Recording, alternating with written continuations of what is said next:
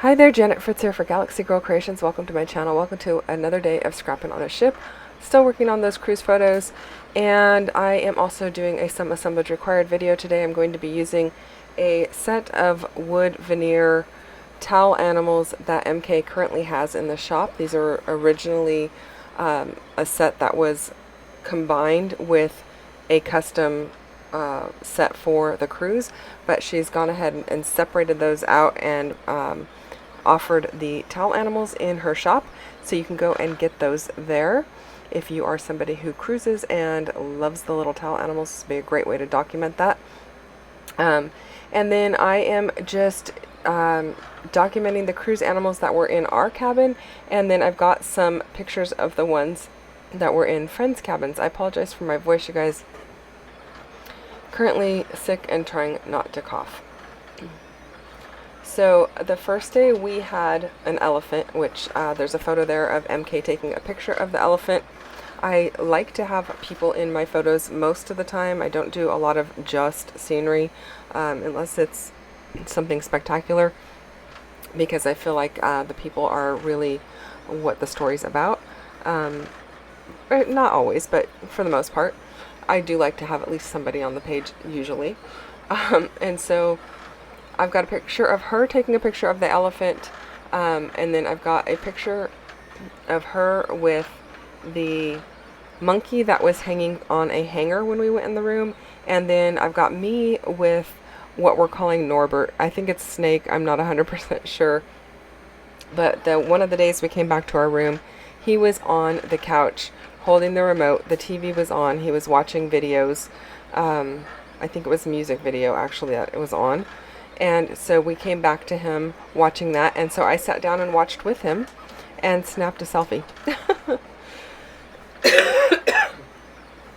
Pardon me. So I have taken the fabric washi from 49 and Market's Spectrum Sherbet, which I have a ton of. You get a lot on the roll, and so I've taken that and I have just put it onto some white paper and left a white border on each edge, and that is going to create a border on each side of the paper. And I like it because they're matched, but they're not matchy-matchy, because the order of the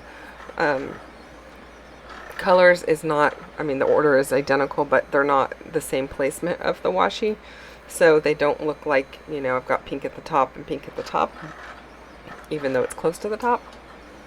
It just gives it a little bit of variation. And then I'm going to go ahead and use some corrugated paper that I've torn, and I went ahead and smashed it with my brayer, and then I've inked it up with some walnut stain, and I smash it with my brayer just to make it so it's a little bit less dimensional in my album, but you still get that dimensional feel. You also get that natural feel because it's the natural fiber color, and I'm liking how that's looking. And then the other photos are of other people's towel animals that they had in their room. I did print it out as a photo strip originally, but and then pardon me, the bottom ones on the right hand page underneath the elephant, those were ones that were set up at the towel station where you would get your towels when you were getting on the ship and off the ship at the different ports. And then that bottom right hand one is actually two little tiny bunnies my husband made out of washcloths, and I thought it was really cute. He was like, "Welcome home, honey. I've made towel animals for you." So he gets kind of silly that way, which is very sweet and very endearing. That he was like, I might not have all of the services that they have on the board. I don't have an ice skating rink and all of that kind of stuff. Not that we went ice skating, but we did see a great show at the ice skating rink. He's like, I don't have all the amenities they have, but I've got towel animals. And so I thought that was cute, and he's got them with the remote control. And he actually could see my photo roll because I share my photos with him. And so he could see that I had taken pictures of the towel animals with the different remote controls or glasses on or whatever. And so I thought that was kind of funny. So I will be journaling about all of that. My title is going to be pretty simple. It's going to be Norbert and the Towel Animals. And I'm keeping the embellishments super simple because I've got the washi tape, which already does a lot of the work for me, and the corrugated paper also. And so I'm not going to do a ton of embellishing. I'm going to keep it rather simple. I do also like the element that the gold brings to this layout, so I'm going to use 2 different sets of gold thickers, and I am just I wanted to make sure that I captured that we named him Norbert. We didn't name our other towel animals, but I think because we weren't 100% sure what he was, we had to give him a name.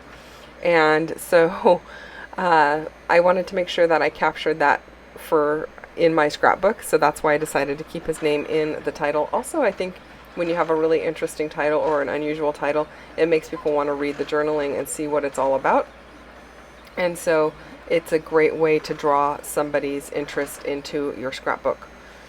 I am purposely leaving a space in front of the word towel, because I'm going to use some tiny tile stickers to make the words and the. And so I'm purposely leaving that little spot where it's got an indentation under the O and the R of Norbert for those letters. I did pull out this 4x6 journaling card. This is out of the Heidi Swap Sun Chaser collection. If I didn't tell you that, you probably wouldn't know. You'd probably think it, unless you know that collection, but you'd probably think it matched pretty darn good to this Spectrum Sherbet collection. If you look at the rainbow across the top and the word remember, it's all in the identical colors that Spectrum Sherbet was made out of. So I thought that was perfect, and I'm going to go ahead and use it. I am trying to find a little label to put over here by my 2 swan towels, and I'm trying to figure out a little bit of how I want that placed and how long I want that little journaling spot to be. And then I'm going to add a bit of some close to my heart twine over here to this bottom. It's actually linen thread, I think is what they call it, to the bottom of this journaling area. And that is pretty much going to be the end of the embellishing, you guys. I am going to add a little bit of white Dina Wakley media gloss to the entire 2 corners of embellishment areas, just to give it a little bit more of the splattery look. And then I do end up using a little bit of really thin foam underneath the wood veneer that goes over the top of that string. It just needs a little extra support, because as thin as that string is, it still adds a little bit of bulk and they don't sit flat. So I did fast forward through removing the masking off the top of the wood veneer. In case you were just seeing me use my tweezers on that wood veneer, that's what I was doing. It has a masking over the top to keep it safe when it is getting cut and etched, so that the laser doesn't scorch the wood. So you do need to remove that. And then it also is adhesive backed, and it's only a 1/16 of an inch thick, so it's rather thin and doesn't add a ton of heft to your layouts either, or to your albums. So I highly recommend it. It's just really good quality, and MK's got some really unique stuff in her shop, and she's got some stuff in other kinds of wood as well, which I think is really interesting. This is a very common, this really blonde wood is very common for wood veneer, but she's got some red oak, and I don't know if it's, I don't know what it's called. Maybe it's black walnut or something like that. I'm not sure, but it's kind of a grayish undertone to it, and I don't know. It looks really cool, you guys. I know she said it on her video what it was called, but I don't remember the name. So I will put a link to her store down below so you can check that out. And here's my tiny tile letters, and I know I always get asked about these. They are a stamp and die set from Paper Tray Ink that is no longer available.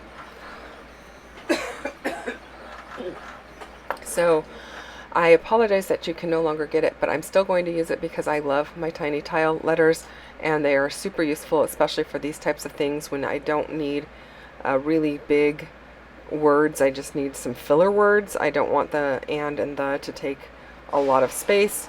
I just want to use them to kind of fill in the spot, and I like to use a strip of paper with adhesive on it to put my entire word down, and then I can move my words around and figure out exactly where I want them for the placement in my title by doing that. I think it's super helpful. You can use liquid glue, you can use ATG. I've done both ways. and either works out just fine. I am using a little extra liquid glue underneath the journaling spot here because it's on top of that fabric washi, and so I feel like it needs a little bit of extra adhesive to hold it in place.